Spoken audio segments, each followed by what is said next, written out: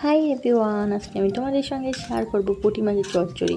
তো আমি যে কড়াইতে রান্না করব সেই কড়াইতেই ফার্স্টে একটা মিডিয়াম সাইজের আলু কুচি করে কাটা সেটা দিয়ে দিলাম। এরপরে আমি দুটো পেঁয়াজ নিয়েছি মিডিয়াম সাইজে, সেগুলো কুচি করে কাটা আমি এটাও দিয়ে দিলাম। এরপর আমি এখানে একটা পেস্ট দিয়ে দিচ্ছি, আর এই পেস্টটা হচ্ছে কাঁচা লঙ্কা, আদা, রসুন, জিরে আর সর্ষে বাটা, একটা পেস্ট করেছি।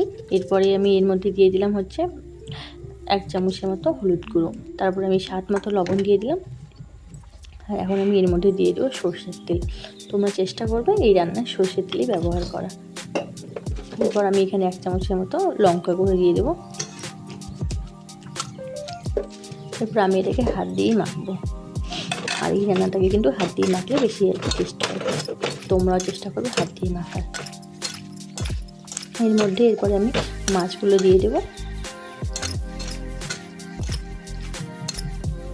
তো মাছগুলো দিয়ে আমি মাছগুলো হাত দিয়ে মেখে নেব।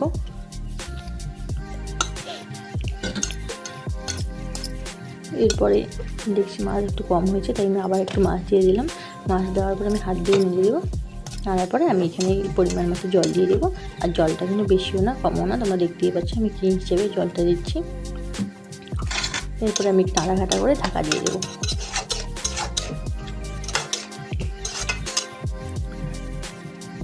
ঢাকা দিয়ে ঢাকা তুলেই তৈরি হয়ে গেলো পুঁটি মাছের চচ্চড়ি।